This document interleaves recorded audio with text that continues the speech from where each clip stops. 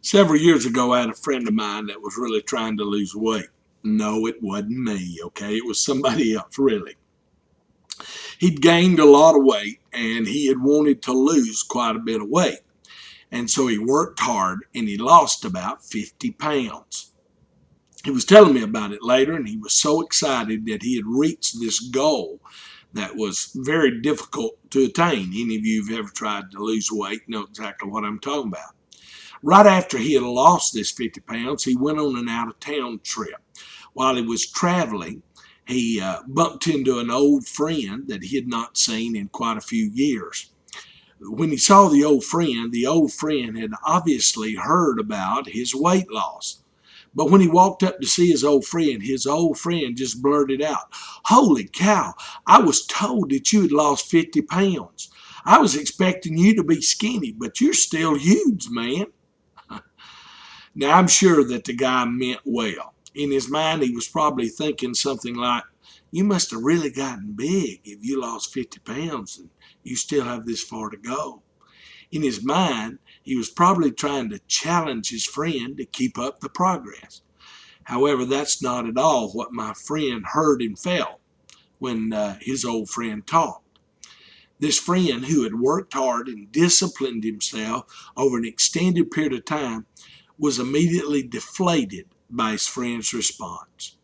My friend shared with me that his immediate response to what his old friend said was to say simply, "Wow, man, God must have really given you the gift of encouragement," being sarcastic. Some of us are not too good at encouragement, are we? Many of us have no trouble being critical. We can point out the deficiencies in other people with great ease. We can pinpoint their flaws and their character. We can set goals and steadfastly challenge people to live up to our standards. Yet we don't know how to speak a word of encouragement. Is this important? Is it important to be an encourager? Well, let's see what Scripture says. Paul said in 1 Thessalonians chapter 5, verse 11, "So encourage each other and build each other up." In Ephesians, Paul covered both sides of our verbal interaction with people. He says in Ephesians 4:29, "Don't use foul or abusive language. Let everything you say be good and helpful, so that your words will be an encouragement to those who hear you." You see, our conversation with people should not be abusive or offensive. What we say to people should be helpful. Our words are to encourage people when they hear us speak.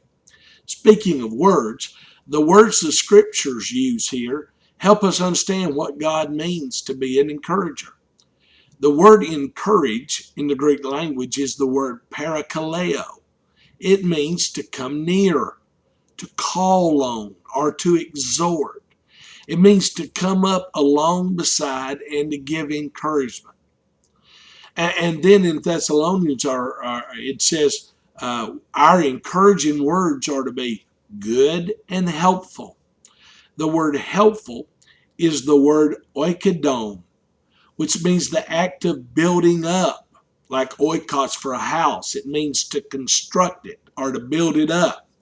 My words are to help people build their lives, to give them a foundation, to help them construct their character. Our words are meant to make people strong and to excite them to keep going. Scripture obviously calls on us to use our words and our actions to encourage people. I wonder how often we're even aware of the effect our words have on other people. Today, think about what you say and how you interact with other people. See if you can make a positive impact on the people within the sphere of your life. Here's a great goal for today. Is there someone that you know who needs a word of encouragement? Is there someone that you can share with today? Maybe call, write a letter, drop a note, send an email to just let them know that you care for them and that you want the best for them. I challenge you to do it.